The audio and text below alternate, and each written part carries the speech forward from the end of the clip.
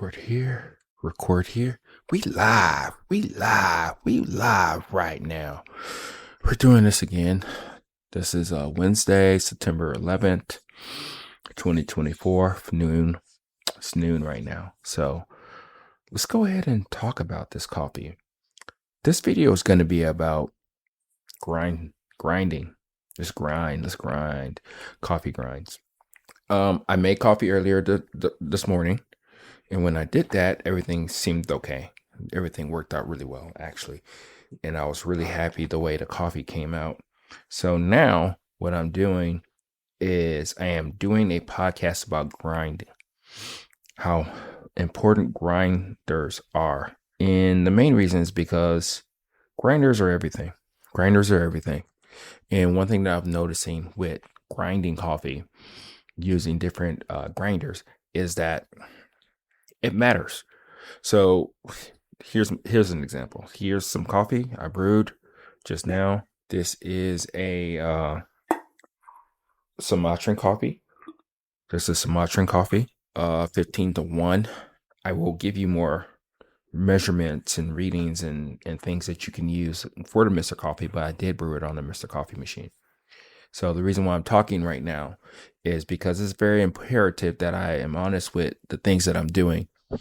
And one thing I've noticed with my grinder, at least with the Encore, is that it's not that good. It's really not. And that could be contributing to what I think about coffees in general. And I don't want you to go down that rabbit hole. So let's go ahead and taste this coffee, and then we're going to keep talking, okay? Okay. Flavor, I'm not getting much of it there. And that kind of actually brings me to a good point there. Because this one was grinded at a 11 on an EK43. Truthfully, I should have grinded on a like 8, but grind size matters. Grinding coffee matters, meaning that if we don't do this correctly, we're going to blame the coffee. We're going to think it's the coffee's fault. And a lot of times, I'm not saying that it's not the coffee's fault. It's more so what the grinder does for us. It does to us, helps us out with, so to speak. And like I said, I've dialed in that coffee for the most part. I'm not using a TDS right now because some people don't have TDS, and how are they going to dial in the coffee? So those are some of the things that I really want to get people to understand and gravitate to and understand all that good stuff, right? So let's taste it again. Okay. I would probably go a little bit finer. Probably like 9 to 10. 1 to 15 ratio. It should probably be a 1 to 10 ratio with that grind size. And that's the thing that we're going to kind of have to play around with. You're going to have to play around with grind size from here to there. But grinding coffee is a big deal. It's a huge deal. And it's going to make things a lot better. Sometimes it's going to make it what it is. I guess what I'm saying right now is that coffee is what it is, right? We get the coffee from our roaster. And after we get the coffee from our roaster, we have to decide how we're going to tackle this coffee, how we're going to treat this coffee, how we're going to enjoy this coffee, and all that good stuff. And I think it's very important that we have a good game plan. But I think more than anything, we have to understand our equipment. What are we going to use to make the coffee? And in this case, for the most part, I wouldn't even count the kettle, which is important too. There's 3 variables. Let's just call it out what it is. One is it's a kettle. You can change up the temperatures and play around with it that way, right? So that's one variable. Water, that's another variable. But we're just talking about temperatures right now. The second one is coffee. So you can't really change that up. The only thing you can really do to change that up is in the grinding of the coffee, how fine you're going to go, how not fine you're going to go, and all that good stuff. So that's kind of like that is the second one. The third one is going to be recipe. Could be recipe. I'm all over the place right now, but you get what I'm saying. There's only a couple of variables that you can change. Of course, you can change the another variable is the coffee maker. How you're going to do the recipe. That's going to be critical. but know what you're going to get yourself into. What do you want to do with this coffee? Or if you're going to drink it like with as a mixed drink with like creamer or whatnot, you don't have to really worry about this. This is more so for the black coffee drinkers. This recipe is more so, this kind of logic is for the black coffee drinkers. Any better? No, not really. It's faint. The taste is not coming out as much as it should. So that means we're talking about extraction here. It should have extracted more in the way that actual filter or whatnot actually mimics the coffee. It doesn't really work very well, meaning that we have to play it in a way to where it does make sense. And since this is more so mimicking like a fast brew type of recipe, we have to go finer. We're just going to have to, especially in the automatic drip machine. But again, that's kind of knowing the machine, knowing your grind size, and kind of knowing what you're really trying to get out this coffee. If you want something that's not as tasty as it should be, then that's the situation that you're dealing with right now. So I don't know. Coffee is an interesting beast. A lot of times we may think it's the grinder. Sometimes we may think it's the coffee. And it could be all those things. It could be the water that we're using, whatnot. I think water really has the least amount of effect to it to an extent. I mean, don't get shit water. Don't just drink tap water like my wife likes to do from time to time and all that good stuff, right? But we have so many variables to deal with, focus on, and do that. But again, we have to think about our game plan. We have to think about the way that we're going to actually brew the coffee. What's the outcome that we want to get out of it? And it may take a couple brews. So if that's the case, I think it's best to start this in a way to where you're using the least amount of coffee. So I think the least amount of coffee that you should start off with is about 10 grams, and then do a 1 to 15 or 1 to 16. It's easy to kind of gauge the recipe from there, or whatever you want to do. But 10 grams should be good enough for you to assess the things that you're trying to do and go from there. And for the most part, if you're using this for yourself, then just make it for yourself and all that good stuff, But as we understand and get better at and get to the point of really dialing in the things that we are trying to do, I think that's going to be critical to understanding what extraction really is. Because again, our technique could be totally off, meaning that we probably extracted this one bean a little bit more than the other, depending on our pouring technique, depending on if we stir the coffee or not. And those are some of the things that we have to realize a lot when we're making coffee or brewing coffee or doing whatever we need to do with coffee. It's all about the objective. What are we really trying to do? Are we trying to make, if our goal all the time is to make the tastiest coffee that we can, then you still have to make a decision on a lot of variables. You still have to think about those things in order for it to truly, really make sense. And that's the fun part about this whole black coffee making thing. You're enjoying it. You more than anything probably get a lot of frustration because it's not coming out the way that your famous YouTubers or people that you look up to, or even a brew that you did a while back ago. So those are some of the things that we have to take in consideration when we do all this. So just think about it in that light. And I think we're going to be in a better place as we get better with making coffee, because that's all it is. We're just making coffee. We're trying to make the coffee taste the best that it can. And I think that's going to be the critical part of all this, is that we can't change the coffee. It's already roasted. That's already dusted, right? That's already completed. That's already accomplished. Now you have the end product. Okay. So now that you have the end product, now you have to think about, how does that really truly make sense in what we're trying to do here? Okay. So let's think about that a little bit more. And as we think about that a little bit more, we will understand the things that are really going to matter to us as we make a good cup of coffee. So I'm going to go more into this rabbit hole as I delve into the series of extraction and flavors and how it does really matter and how we can really pinpoint the things that we are going to understand about coffee. So I think the first couple of them, I'm purposely not going to use the refractometer, because right now we're just developing on taste. What are we tasting? What are we really truly tasting in the coffees with the brew methods that we're using with whatever we do have? So those are some of the things that's going to be helpful, enlightening. And then once we get there, we're going to see how it's going to work out with us. We're going to see how this can really help us out as much as we can, because we're just trying to drink and love and enjoy good coffee. So right now, I think this coffee is under extracted. For my knowledge and understanding of coffee, I do think that is closer to the 16, 17 realm, a strength level. I can do a TDS. Did I do 1 to 15? I did 1 to 15. So I can probably still get the TDS out of it.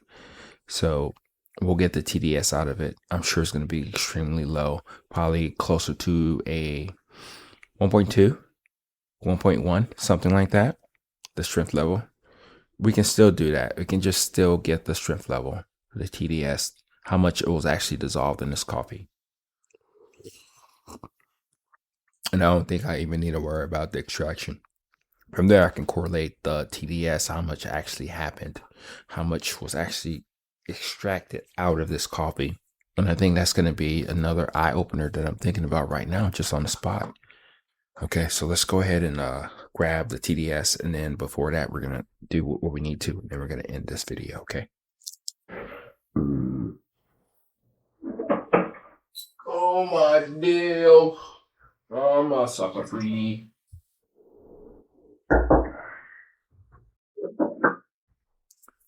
Okay, let's just gonna check out a couple things. This is a new way of kind of looking at this without knowing or figuring out what we're trying to do. So we know that 20 and so ideally I want a TDS of 1.5. Okay, that's what I want. 20, 300, something like that. That's what I want. I want 1.5. So the only thing that we're gonna look at or care about is how much TDS was actually dissolved in this coffee. So even without kind of knowing the weighing the schematics of the coffee, we know that we are going to be thinking about this in a TDS type of way, not so much of an extraction way, because we can make the correlation from there too. But the beauty of it is that I know for sure when I brew this coffee at a coarser grind that I don't think it extracted as much as I wanted it to. So ideally, I was going for a 1 to 115, 1 to 115 ratio. Okay. So I know ideally what I was looking for is a TDS of 1.5. Okay. Because again, we got to know what our game plan is. What do you want to taste? Do you want to taste something at 1.3? That's fine. If that's what you want to do, that's fine. Let's do it. Right. But I am going to try to brew some coffees at 1.3 to see if they're actually tasty. I don't think they are. I think 1.5 is where it's at. But anyway, that's a discussion for another day. Okay. So, tasting the coffee, it's there, it's round, but the flavors are not there. Meaning that the extraction isn't there. Meaning that it's less extracted. So that means the flavors are a lot more weak compared to what I am used to customarily with this coffee. Even at the brew method that I used over there was the same 1 to 15. Was it 1 to 15? Yeah, it's a little bit more than that. I think it's probably like 1 to 12, 1 to 11, 1 to 12, something like that. So I did that coffee at that time that way with again, that's the beauty of coffee, and the frustrating part about it is that I just used a grind size that was extremely coarse. And this is the exact same grind size right here. So probably to help out this coffee to extract the amount that I wanted to, is that not so much also like pouring in as much water into the vessel in order to extract as much as I can, because after a while, you're not going to extract as much as you can because you're still pouring more coffee out, right? If you pour less, then you extract more TDS based off the ratio that you're going for. Again, it can get really complicated. It can get really kind of crazy here. And again, it's just a way that we can give out different things and understand what we're trying to do and gather. But this is very techy. So let's see what the TDS is.